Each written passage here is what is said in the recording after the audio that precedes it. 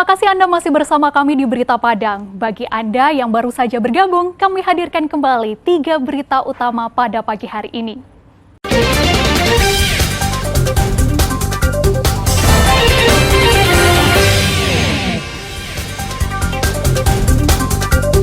Pusat Kegiatan Belajar Masyarakat atau PKBM Padang latih pengangguran untuk berwirausaha.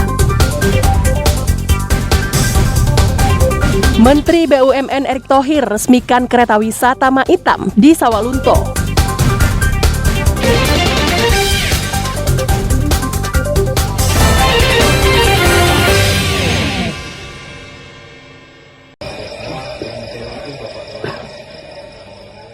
Menjelang Natal dan Tahun Baru, pengelola Lembaga Pemasyarakatan kelas 3 Darmasraya Selasa malam menggelar razia.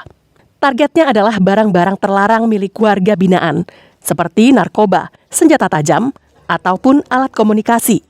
Sebelum memeriksa dan menggeledah, Kepala Lapas terlebih dahulu mengumpulkan anggotanya untuk diberikan arahan. Setelah itu, para sipir penjara ini memeriksa setiap ruangan hunian warga binaan. Lemari pakaian, kantong-kantong celana, hingga sudut-sudut yang mencurigakan tak luput dari penggeledahan. Namun, tak satu pun barang terlarang ditemukan.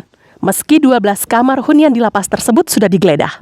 Saat pemeriksaan, 273 warga binaan yang menghuni lapas tersebut terlebih dahulu dikumpulkan di lapangan.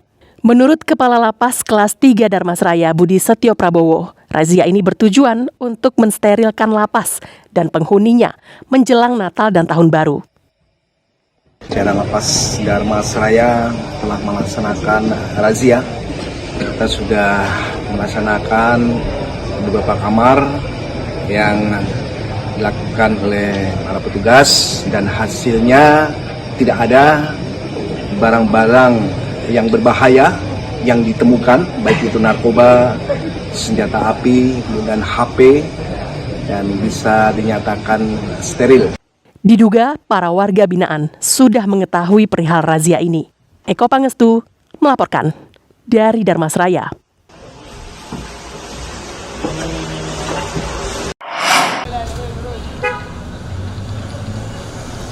Di penghujung tahun ini, harga sejumlah kebutuhan pokok di Padang alami kenaikan. Kenaikan mencolok terjadi pada harga sayur-sayuran yang mencapai 30%. Seperti pantauan di Pasar Raya Padang Rabu pagi. Harga cabai merah naik dari Rp34.000 menjadi Rp40.000 per kilogram. Cabai hijau naik dari Rp17.000 menjadi Rp20.000 per kilo.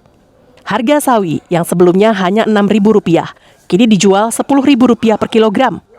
Harga lobak juga naik dari Rp4.000 menjadi Rp6.000 per kilogram. Telur ayam yang biasanya dijual Rp45.000 per papan naik menjadi Rp50.000 per papan.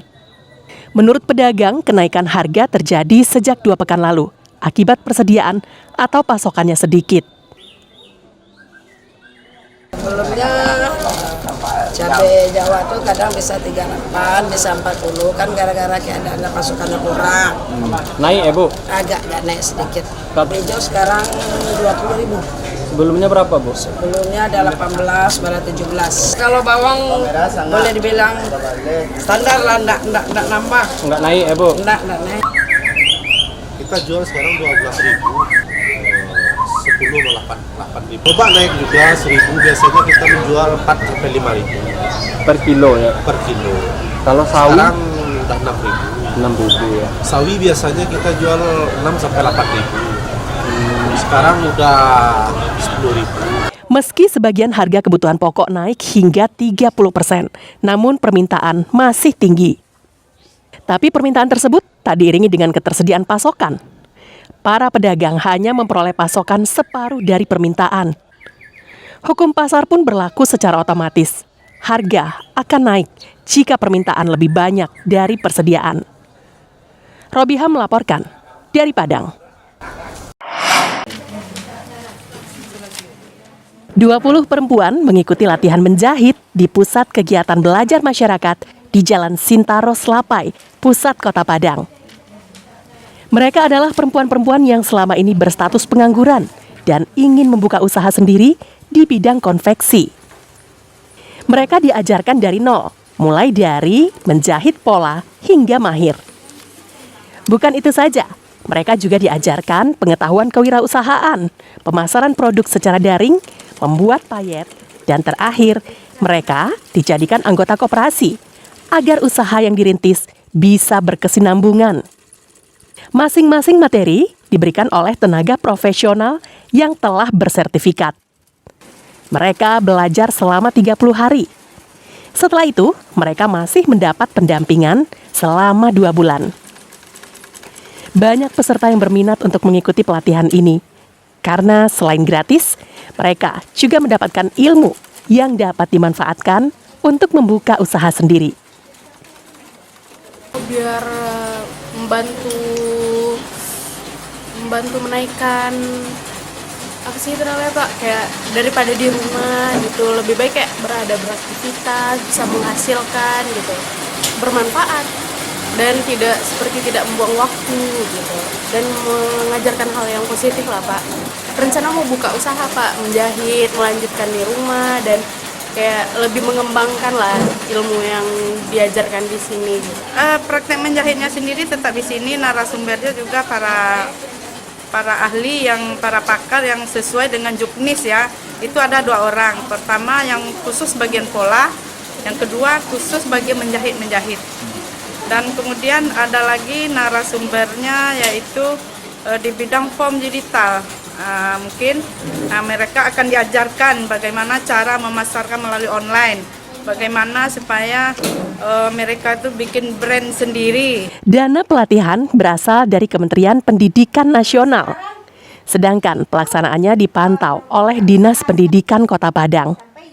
Sejauh ini, kegiatan ini berhasil membantu pemerintah dalam mengentaskan kemiskinan dan pengangguran. Wira swasta Ya, beberapa yayasan yang sudah melaksanakan kegiatan seperti ini sebenarnya sudah banyak yang mendatangkan penghasilan. Itu banyak mereka yang sudah membuka usaha sendiri. Termasuk di Yabin ini sebenarnya setahun yang lalu juga dapat program ini, ya kan. Beberapa itu sudah memiliki usaha sendiri. Di Kota Padang, saat ini ada 3 pusat kegiatan belajar masyarakat yang melatih dan mendidik warga untuk berwirausaha. Selain PKBM milik Yayasan Bakti Ibu Nusantara, ada juga pelatihan menjahit di Anduring dan pelatihan desain grafis di Purus. Laude Juhardianse melaporkan dari Padang.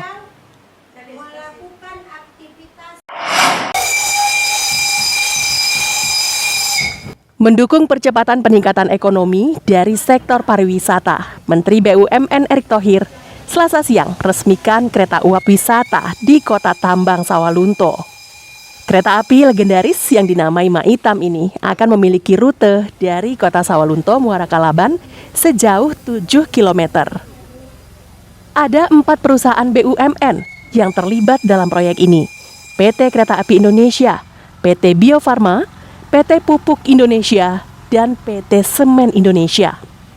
Erick meminta pemerintah daerah memelihara kereta uap wisata ketiga di Indonesia setelah Ambarawa dan Jaladara ini, agar tetap eksis menunjang pariwisata Sawah Lunto dan Sumbar. Rute Sawah Lunto menuju Muara Kalaban merupakan tahap awal perjalanan kereta wisata Maitam. Rencananya, rute akan diperpanjang hingga ke Silungkang. Kereta wisata sudah mulai dilakukan dari Sawalunto di Moro Kelabar. Nah, nanti kita lanjutkan lagi sampai Silungkang. Tadi juga kita mengecek bagaimana ada pembangunan jalan ya bersama Kementerian PUPR senilai 4,8 triliun, kurang lebih 10,8 km. Tidak lain juga itu ingin permudahan daripada akses daripada para wisata dan juga pertumbuhan daripada ekonomi. Untuk menyempurnakan konsentrasi pembangunan di bidang pariwisata, Erick Thohir juga menyetujui pembangunan jembatan layang Sitinjau Lawi yang terletak antara Kota Padang dan Solo. Erick menilai jembatan tersebut sangat dibutuhkan untuk mengatasi kemacetan di jalur rawan kecelakaan tersebut. Arset Kusnadi melaporkan dari Sawalunto.